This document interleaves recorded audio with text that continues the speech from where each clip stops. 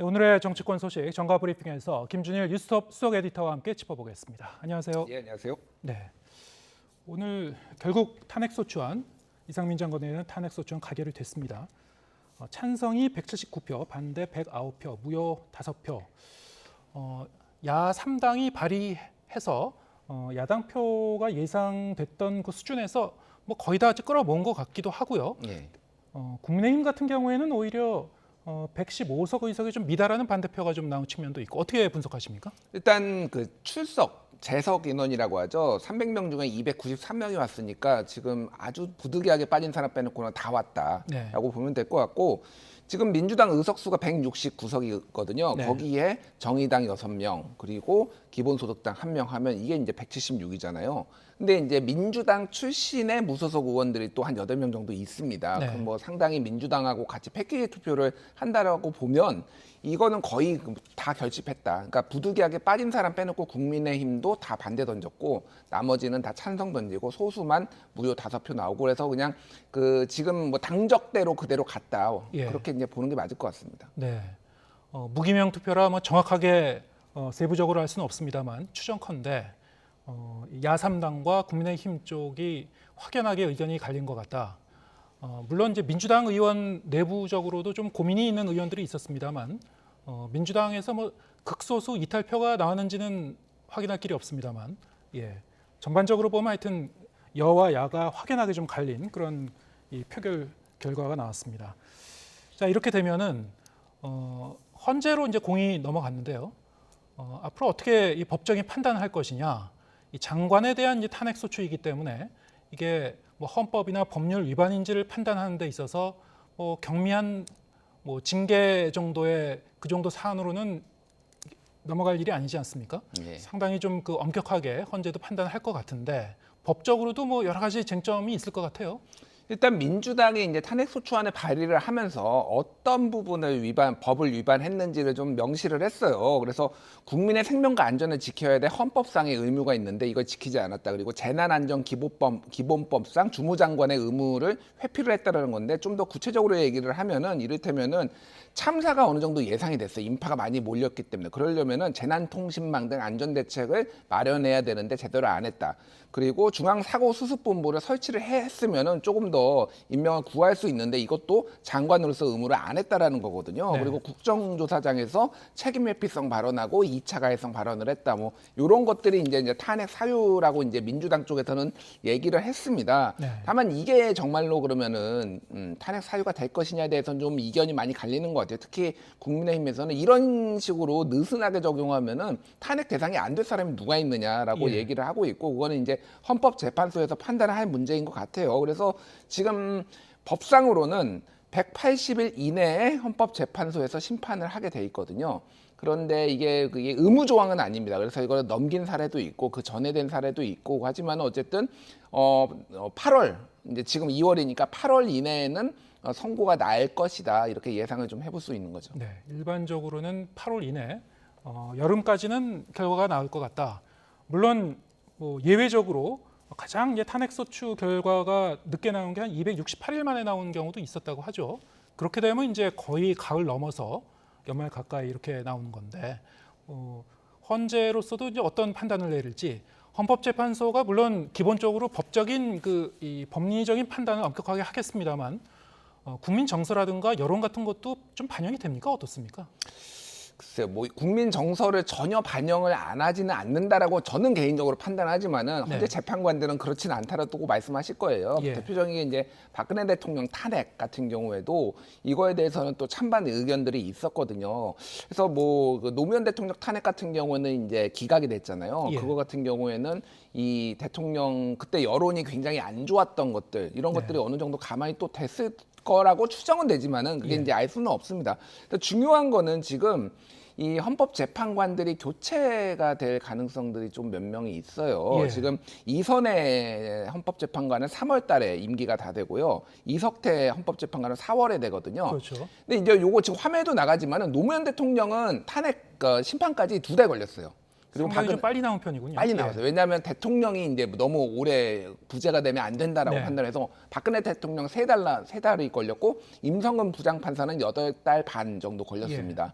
그러니까 박근혜 대통령, 노무현 대통령의 사례를 준용을 하면은 만약에 이게 빨리 나온다라고 하면은 이선의 재판관 같은 경우는 당장 다음 달이니까 이선의 재판관은 교체가 된 이후에 될 것 같은데 이석태 재판관 같은 경우에는 뭐 아직 임기에 있는 와중에 이게 심판이 나올 수도 있는 거예요. 심판 결과가. 네. 이게 왜 중요하냐면은 이분들이 대체적으로 다 진보 성향의 헌법재판관으로 분류가 되거든요. 예. 근데 이제 새로 신임은 또 보수 성향의 재판관들이 거의 유력합니다. 그러면 이게 그렇군요. 정치적 보수도 있지만은 네. 법례를 굉장히 보수적으로 보느냐 뭐 예. 이런 것들도 있다라고 보면 이게 어느 정도 영향을 줄 수 있거든요. 왜냐하면 9명 중에 6명이 찬성을 해야지만 이게 이제 인용이 되는 건데 네. 상당히 어떻게 보면 빡빡하거든요. 그 숫자가. 근데 한두 명의 교체됨으로 인해서 이게 조금 영향을 받을 소지도 있다라고 봐야 될 것 같습니다.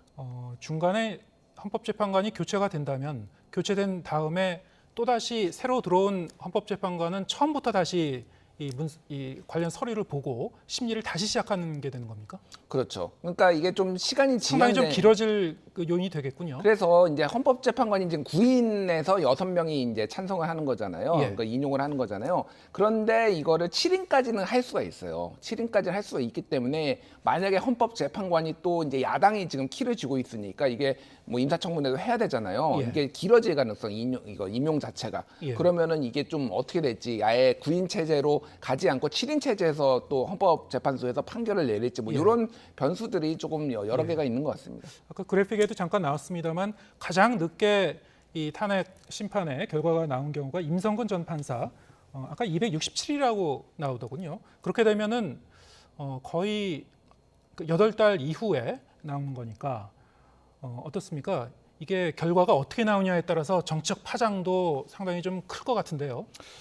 일단 이게 근데 아주 늦게 나오지는 않을 것 같다라는 예상들이 있는데 뭐 총선을 즈음해가지고 그러니까요. 뭐 총선하고 좀 네. 우리가 좀 연결지어 보기 위해서 그런 건데요. 네. 그런데 이제 정상적으로 나온다면 8월이면은 네. 사실 내년 4월에 있을 총선과 그렇게 붙어 있지는 않기 그렇죠. 때문에 또 새로운 아젠다 이슈들이 또 나올 거고 예. 이거에 대해서는 여야가 좀 많이 갈리는 것 같아요. 그래서 뒤에 나오는 그 SBS 넥스트 리서치 네. 여론조사가 있는데 이태원 참사에 책임이 있음으로 탄핵해야 된다가 40.4 그리고 정치적 공세니까 탄핵하면 안 되다가 48.2거든요. 예. 그래서 아주 차이가 많이 나지도 않아요. 이게. 예. 좀 더 탄핵하면 안 된다가 좀 더 높지만은 어쨌든 지금 이게 정치적으로 어마어마하게 뭐 이를테면 기각이나 각하가 된다고 해서 민주당 쪽에 타격을 받을 것이냐 그렇게 보여지지는 않습니다. 예, 알겠습니다. 이제 탄핵 그 소추, 탄핵 심판 과정에서 검사 역할을 이제 김도읍 그 법사위원장이 하기 때문에 국민의힘 소속 좀 어떤 역할을 어떻게 수행을 할지 적극적으로 수행할지 좀 여기에 대해서 야3당은 상당히 좀 의구심을 갖고 있겠습니다만 어쨌든 그 과정을 좀 지켜봐야 될 것 같습니다. 이 장관 직무가 이렇게 정지되는 게 사상 초유여서 행안부 입장에서도 상당히 좀 당황스럽긴 할 것 같아요. 지금 그래서 뭐 실세 차관으로 임명을 한다 예. 뭐 이런 얘기들까지 나오고 있는데 아직 좀 결정된 바는 없는 것 같습니다. 그래서 뭐 실세 차관으로는 검사 출신이 이제 뭐 임명이 될 가능성들에 대해서 얘기가 나오고 있어요. 다만 이게 지금 행안부라는 업무가 지방자치 업무 그리고 경찰의 관리 뭐 이런 거잖아요. 그리고 소방 어떤 재난 이런 건데 검사 출신이 맞는 키처럼 이렇게 사용되는 것이 이게 좀 맞는 방식이냐. 그러니까 여기를 조금 어떤 전장, 만약에 검사 출신이 만약에 좀 핵심 차관으로 임명을 새로 한다라면은 여기를 일종의 전장처럼 인식하는 거 아니냐, 대통령이. 뭐 이렇게 좀 볼 수 있을 것 같습니다. 그래서 저건 지켜보면 될 것 같아요. 그래서 지금 있는 차관으로는 조금 약하다라고 생각을 할 수 있을 것 같은데 저 카드는 여전히 좀 살아 있다고 보십니까? 저런 게 뭐 아주 구체적으로 지금 얘기가 나온 건 아니고 사실 언론이 좀 하마평으로 나온 거예요. 저 카드들이 나온 거지. 아직 조금 지켜봐야 될 것 같기는 합니다만은 저런 게 나오는 데는 또 이유가 있거든요. 그러니까 그 정도로 여기가 중요하다. 지금 행안부가 이렇게 조금 대통령실에서도 보는 것 같아요. 그리고 밀리면 안 된다. 이게 국정 기조가 전체적으로 밀리면 안 된다 쪽이라서 저렇게 검사 출신들 핵심 측근들을 좀 새롭게 차관으로 임명할 가능성을 배제할 수는 없을 것 같습니다. 행안부 장관이라는 자리가 어떤 역할을 하기 때문에 공백이 좀 길어지면 안 된다는 어떤 뭐 그런 경계감을 갖는 이유가 있을까요? 그러니까요. 그게 방금 말씀드렸듯이 하나는 경찰, 네. 하나는 소방, 하나는 지방자치잖아요. 네. 그러니까 사실 이제 검사 출신이 와서 경찰을 좀 보는 것에 대해서 경찰에서는 상당히 불편해하겠죠. 예. 왜냐하면 검경에 대한 어떤 최근에 어떤 갈등도 있고 그럼에도 불구하고 경찰국을 둘러싸고 이제 굉장히 그 여야 갈등이 있었기 때문에 이것도 밀리면 안 된다라는 거고 또 하나는 이태원 참사에 대해서 어쨌든 이게 조금 전체적으로 정치적 책임을 지지 않고 이게 야당의 부당한 공세다라고 계속 이제 입장을 보이고 있었잖아요. 그 부분에 있어서도 더 강수를 좀 둬가지고 조금 전체적으로 전국을 이끌어 나갈 가능성들 뭐 이런 것들을 좀 볼 수가 있고 또 하나는 어쨌든 선거 사무 관리는 뭐 저기가 합니다.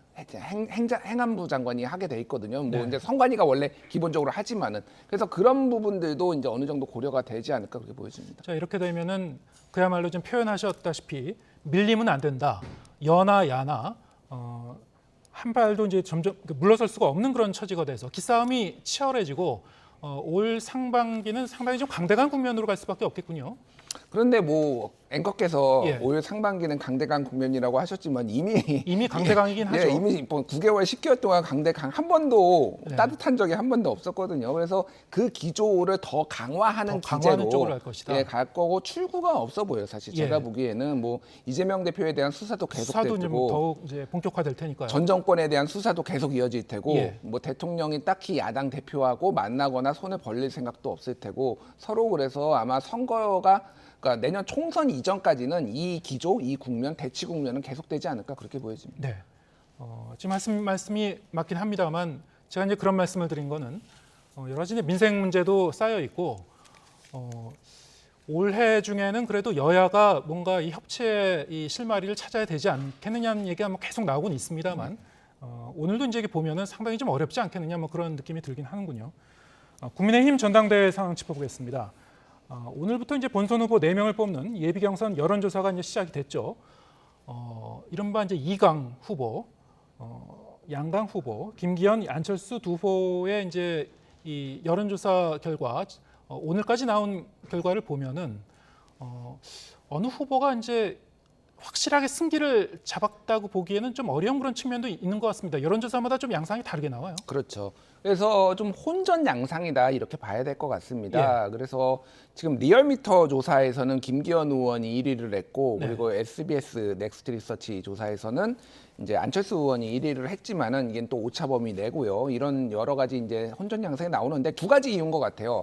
하나는 매일같이 뭔가 굵직굵직한 것들이 하나씩 터지면서 이 국민들도 좀 종잡을 수가 없다. 이를테면은 나경원 전 의원이 갑자기 김기현 의원 어제 만나가지고 손잡고 뭐 여러 가지를 이제 고민하고 있다. 뭐 이런 말씀하신 게 사실상 이제 김나 연대로 이제 보이잖아요. 예. 막 이런 것들이 매일같이 벌어지니까 이게 조금 이게 안정적으로 뭐가 지속되지 않고 엎치락뒤치락한다. 두 번째는 조사 방식에 좀 많이 다른 것 같아요. 예. 이를테면은 ARS 자동응답 조사 같은 경우에는 전체적으로 김기현 의원이 조금 더 잘 나오는 경향성. 특히 이제 리얼미터 조사 이 미디어 트리뷴이 의뢰한 이 리얼미터 같은 경우에는 지난번에 나경원 의원이 이게 조금 문제가 있다라고 제기했던 그거거든요. 네. 그래서 전체적으로 보면은 좀 김기현 의원이 잘 나오는 경향성이 있습니다. 그리고 이 넥스트 리서치 SBS 네. 조사 같은 경우에는 이거는 전화응답이에요. 그래서 예. 전화응답에서는 조금 더 국민들 전체적인 정서가 좀 반영이 된다라고 본다라면은 이게 김기현 의원한테 안 좋게 나오는 경향성이 있는데 이틀 남았으니까 어느 게 좀 더 정확한지는 좀 지켜보면 될 것 같습니다. 지금 보신 이제 두 여론조사 결과는 어쨌든 6일과 7일, 그러니까 어제 이 나경원 전 의원과 김기현 의원이 회동하는 그 장면이 연출된 그 날짜까지 포함이 된 이제 여론조사 결과이긴 합니다만 말씀하셨다시피 이제 조사 방식에 따라서 좀 다르게 나고 있고요. 아무래도 이제 ARS 조사 방식이 책임당원의 표심에는 조금 더 가깝지 않을까라는 뭐 분석도 있긴 있습니다만 뭐 여러 가지 변수가 있기 때문에 속단할 수는 없을 것 같습니다. 그러면 금요일 이 컷오프 결과가 나오게 되면은 순위를 알 수 있을까요? 아니면 공개하지 않습니까? 원칙적으로는 공개 안 하는 걸로 알고 있는데요. 예. 아마 언론에 다 보도가 될 겁니다. 왜냐하면 예전에 대선 경선 후보 나왔을 때도 그때 이제 윤석열 후보들 윤석열, 홍준표 후보 등등 해가지고 네. 원래 공개 안 한다고 그랬는데 언론에 다 공개됐거든요. 예. 그래서 이것도 아름아름 이제 공개되는 방식으로 될 것 같은데. 득표율까지 공개가 됐던가요? 예, 그때도 여론조사 얼마 이렇게 해서 예. 조금 다 이제 공개가 됐고 그 전에 참 예비 경선에서도 그때도 공개 안 한다고 했는데 그게 다 아름아름 공개가 됐거든요. 그래서 이제 공개가 될 것 같습니다. 중요한 거는 그래서 지금 전체적으로 보면은 이제 주목해야 될 거는 천하람 후보가 조금 상승세를 띄고 있다. 그래서 천하람이 3등을 할 가능성도 지금은 배제할 수 없다. 네. 이렇게 봐야 될 것 같아요. 그래서 이게 이제 4인 컷오프에 들어가면은 또 구도 자체가 안철수, 김기현뿐만이 아니라 천하람 후보가 전체적으로 비윤, 반윤의 표를 가지고 어떤 식으로 이제 선전을 할지 그래서 3강으로 만들지 여부도 좀 많이 봐야 될 것 같습니다. 예, 알겠습니다. 오늘 말씀 여기까지 듣겠습니다. 김준일 뉴스톱 수석 에디터와 함께했습니다. 고맙습니다.